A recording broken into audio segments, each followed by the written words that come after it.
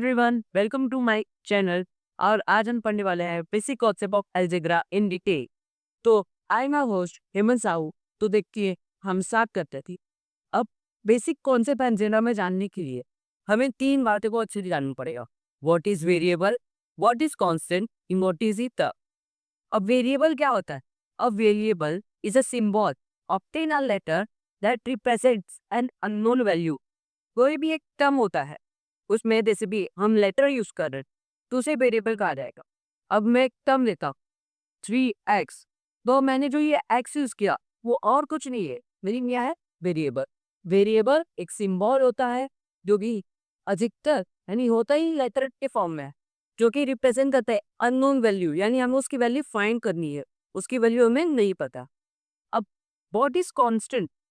Constant is a value that it doesn't change. अब मैंने ये टर्म लिया है 3x, तो ये जो 3 है ये वो कांस्टेंट। अब इसकी वैल्यू चेंज नहीं हो। अब थर्ड टॉपिक क्या है? Term. What is the term? Term के कुछ टाइप भी होते हैं, बहुत से प्रकार होते हैं। अब a term is a single part of an expression that is separated by addition और सब्ट्रैक्शन। टर्म एक सिंगल पार्ट है एक एक्सप्रेशन का, एक अलजेब्रिक एक्सप्रेशन का, जिसे हम सेपरेट करते हैं एडिशन या सब्ट्रैक्शन या डिवीजन या प्रोडक्ट के फॉर्म में। और अलजेब्रा में कुछ बातें होती है जो जानना बहुत। अब जैसे कि जो कि बहुत ही इम्पोर्टेंट होता है अलजेब्रा करने से पहले, और हम पढ़ते हैं तो चलिए टर्म को और भी गहराई में जाके समझते हैं।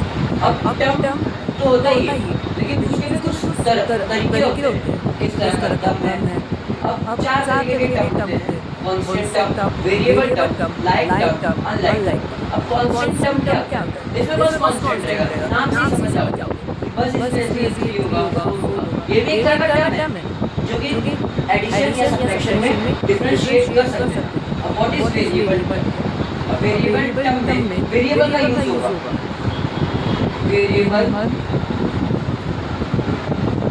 Is used. जैसे 3x हो गया, 3 एक कांस्टेंट है, x है वेरिएबल, तो वेरिएबल में। अब लाइक टर्म, अब सपोज मैं लिख रहा हूं 3y प्लस 3y, इसके भी स्क्वायर इसके भी स्क्वायर। अब इनके वेरिएबल भी सेम है, इनके पावर भी सेम। पावर क्या होता है? ये जो y के ऊपर लिखा है ना, इसे पावर एक्सपोनेंट, इसे एक्सपोनेंट या पावर, और इसे बेस कहते हैं। ये सब हम डायरेक्टली लिख सकते हैं। अब अनलाइक टर्म क्या होता है? अब जैसे कि लाइक टर्म में पावर वेरिएबल दोनों सेम रहते हैं, इधर बिल्कुल उसका उल्टा। अनलाइक टर्म में 3y प्लस 3x का क्यूब, जैसे कि वेरिएबल भी अलग है, पावर भी अलग है। तो ये होते हैं टाइप ऑफ टर्म। देखते हैं कि टर्म को और भी कैसे जाना जाता है। हम अलजेब्रिक एक्सप्रेशन जब भी सॉल्व करते हैं तब इसी प्रकार के हमें टर्म मिलते हैं, कुछ लंबे होते हैं कुछ छोटे होते हैं। अब देखते हैं उसमें क्या क्या और भी सब टाइप्स हैं। अब सिंगल टर्म यानी हम अलजेब्रिक लैंग्वेज में उसे क्या बोलेंगे? मोनोमियल। अगर वो टर्म डबल हो गया यानी दो टर्म का यूज किया गया तो बाइनोमियल। अगर उसमें तीन टर्म का यूज किया गया तो ट्राइनोमियल। अगर उसमें तीन से अधिक टर्म का उपयोग किया हो तो हम उसे बोलेंगे पॉलिनोमियल।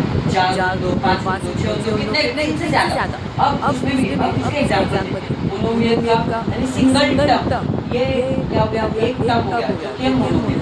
अब बाइनोमियल यानी double term 3x plus 4x square.